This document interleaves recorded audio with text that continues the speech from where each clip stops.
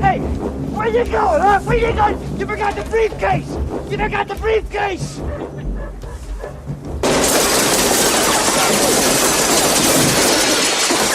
I think it's out of order.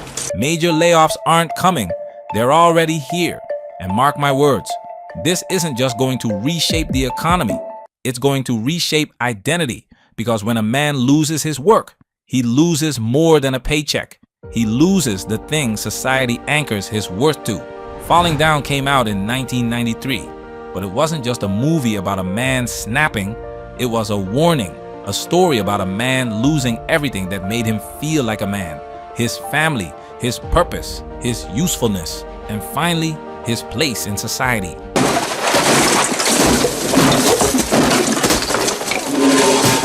A man who did everything right, everything the system told him to do, only to wake up one day and realize the system has no use for him. This was 30 years ago, but today, it's not a movie anymore. It's reality. Men who are tired, men who feel invisible, men who feel replaced. So what happens when the man society forgets, decides he won't be forgotten? Let's get into it.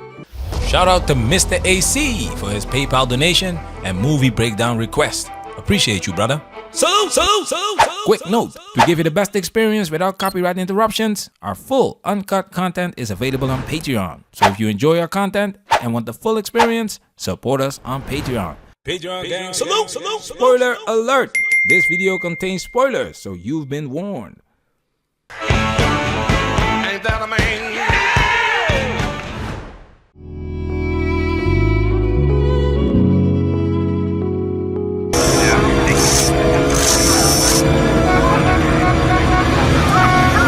The movie opens with William Foster, defends, stuck in traffic. He's boxed in, the heat is brutal, the air conditioning gives out, and you can almost feel the pressure building. Everything around him is loud, chaotic, and suffocating. And then, right at the breaking point, he does something no one expects. He just gets out.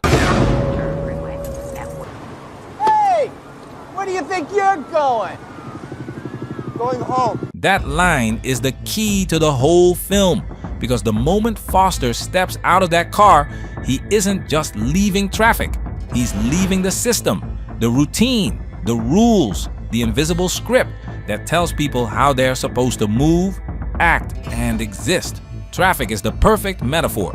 Everyone stuck, everyone inching forward, everyone frustrated, but no one stepping out.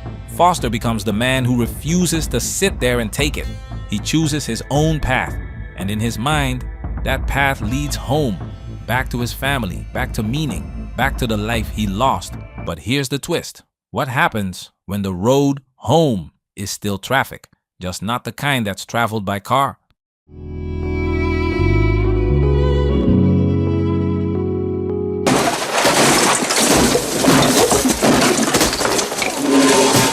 After stepping out of traffic, Foster doesn't escape the system. He walks straight into another part of it. This time, it's not cars blocking him, it's economics. He enters the small Korean convenience store because he needs change for the payphone. Simple task, right? Except the store owner tells him, I get some change for the phone. No change. Have to buy something. no change, must buy something. That's the first barrier. Foster reaches for a Coke, 85 cents. But the payphone costs 50 cents and he only has $1. Buying the Coke won't even give him enough to make the call. That's when the frustration flips into confrontation. Drink, 85 cents. You pay, I'll go. What's a fi? I don't understand a fi. There's a V in the word. It's five. The owner argues about the price. Foster fires back. You have any idea how much money my country has given your country? Do you know how much money we've given your country? That line wasn't random. That was the filmmakers pulling the Korean War into the room, reminding you that both men are standing inside an economic battlefield much bigger than either of them. You go now. No trouble. I stay. The owner grabs a bat. Foster takes it from him. And now the symbolism begins. I'm rolling back prices to 1965. What do you think of that? Foster doesn't attack him. He attacks the prices. He destroys everything that feels unfair, inflated, forced. He's not fighting a man. He's fighting the invisible hand of the system that's been squeezing him for years. Aspirin. Price? $3.40. Oh, please. Eventually, he asks again, "What's the price of the Coke?" The owner, shaken, says, 50 cents. Foster replies, "Sold." And that's the point. The system forces prices on people. But for the first time in this man's life, he forces a price onto the system. For him, this isn't about a soda. This is about reclaiming control in a world that told him he has none. See, I'm not the thief. I'm not the one charging 85 cents for a stinking soda! But once a man realizes he can change the rules, what happens when he decides he doesn't want to follow any of them?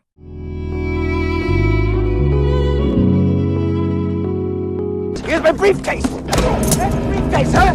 Wait a minute, wait! Eat your lunch, you all need your vitamins A's and B's and C's. Feels good to exercise your rights, doesn't it? By this point in the film, Foster has crossed lines that can't be uncrossed. He's beaten gang members, caused chaos in a fast food restaurant just to be served breakfast after the cutoff, and taken out a racist extremist. And after all this, he finally admits something to his ex-wife. Hello? So who were you talking to a while ago?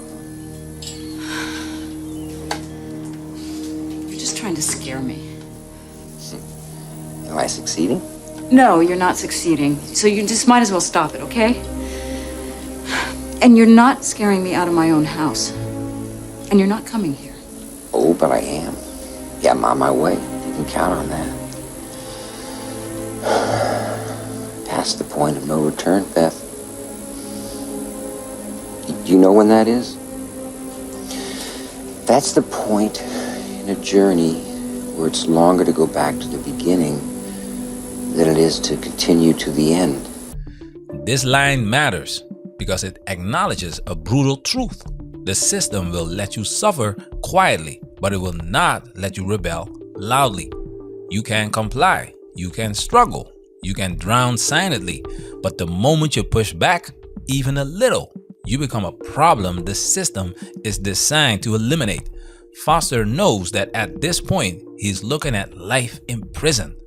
He's crossed the threshold every man fears, when consequences are certain and redemption is impossible. And then the film gives us its most overlooked mirror moment. 7 years I banked in. You know what they told me when I asked for a loan? A small loan. They told me that I was not economically viable. And I was not economically viable. No. Come on, that's enough. I'll take that. Okay, here they come. This is what happens if you're not economically viable. Fine. Don't let this happen to you. Bye, everybody. Bye. Don't forget me.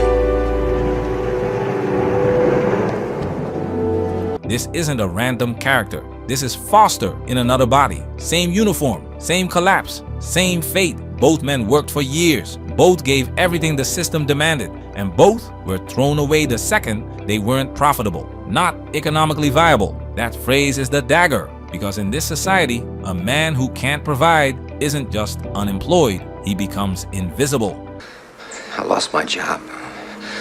Well, actually, I didn't lose it. It lost me. I'm overeducated, underskilled. Maybe it's the other way around, I forget. But I'm obsolete. I'm not economically viable.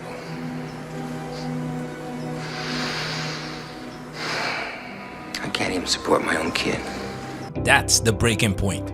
Not traffic, not fast food breakfast, not high prices. It's the realization that the world doesn't need you, and the people you love might not need you either. This line from the stranger becomes the cry of every discarded man. Don't forget me. Don't forget me becomes a desperate prayer when the system has erased you. But what happens when even the people you love are trying their hardest to forget you too?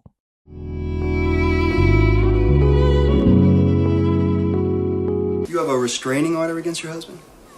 Ex-husband, yeah. Here we arrive at the part of the story that hits the men of today harder than anything else. Family court, ex-wives, and a system that does not treat men and women the same. Foster is going home to see the people he still considers his family. But the reality is clear. His ex-wife doesn't want him there. The system doesn't want him near them. And the film finally exposes the truth. Most men know, but society pretends isn't real. Does he drink? Oh, I thought you meant the judge. No, I wouldn't say so. Do drugs? Oh, no. But he has a propensity for violence. Yeah, I think you could say that. Did he strike the little girl? Well, no, Did he strike you? not exactly. Not exactly. There were times when I thought he was going to, but I just didn't want to wait until he got around to it, kind of thing. This moment is not fiction. This is the system in real life. A man can lose his home, lose his children, and lose his future. Not because he did anything, but because she felt something. A woman can call the police on a man with nothing but an accusation. A woman can get full custody without proving he's unfit. A woman can even commit domestic violence and still be seen as the victim. If the laws were balanced, this entire conversation online, this entire space would look completely different. But they're not balanced. And that's why so many men today are angry, defeated, or disconnected. The police are here. Did you know, Beth, that in certain South American countries it's still legal to kill your wife if she insults you? They're here right now. I'm looking at one right now. We'll put him on the phone. Now, we're not justifying harm. We're not celebrating it. We're not encouraging it. We're not endorsing it. But the film is showing us something important. When a system treats men like ticking time bombs, eventually someone is going to explode. This is the Joker effect, the anti-hero effect, where the audience starts to understand the villain, not because he's right, but because the world that broke him is wrong. A society that constantly pressures men to provide, to perform, to protect, to pay, and then disposes of them the moment they fail, is a society sitting on a pressure cooker, and Foster represents that pressure cooker blowing open. Now let's go meet some nice policemen. They're good guys. Come on, let's go. I'm the bad guy? Yeah.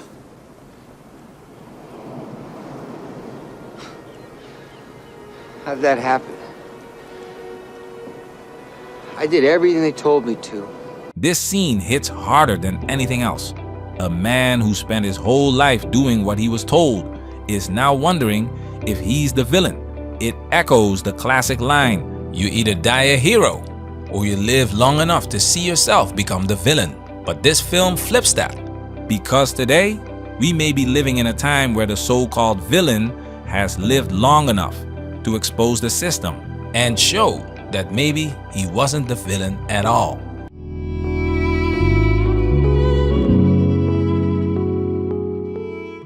Falling Down wasn't a movie about a man going crazy. It was a warning about what happens when a man's purpose, value, and place in the world are stripped away piece by piece until all that's left is the question he finally asks at the end. I'm the bad guy? Am I the bad guy? Because that's what this system does. It breaks a man down, then blames him for the rubble. Foster didn't wake up wanting to destroy anything.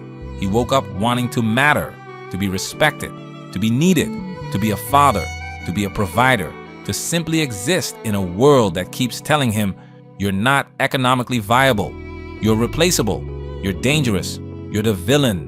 What this film captured, long before social media, long before automation, long before the collapse of traditional families, is the beginning of a crisis we're seeing explode today. Men are being pushed out of the home. out of the workforce, out of fatherhood, out of relevance, out of society, and then society looks confused when they finally snap. And that is why this movie hits so hard today. Not because Foster is a hero, not because he's right, but because his collapse is the logical conclusion of a system designed to grind men down until they disappear. That's why the black protester says, Don't forget me. that's why Foster repeats it. That's why the final confrontation isn't about violence. It's about a man realizing he's already dead in the eyes of the world. The tragedy isn't what Foster did. It's what the world did to him long before the movie even starts. And that leaves us with the real question. How many men today are one bad day away from stepping out of traffic? How many feel unseen, unheard, unwanted, until the only way to be noticed is to break something? Falling Down predicted this moment, not to celebrate it, not to justify it, but to warn us. When you remove a man's purpose, when you mock his struggles, when you take his family, his job, his identity, and leave him with nothing but blame, you don't just create a villain, you create a ghost, a man who walks through society invisible until one day he decides he won't be invisible anymore. And that's the real ending of Falling Down. Not a man reaching his breaking point, but a society reaching its next chapter. It's being written right now by the men who refuse to become the next Foster. Patreon gang, salute. Management, we working. Protect yourself at all times. This video has officially been highlighted.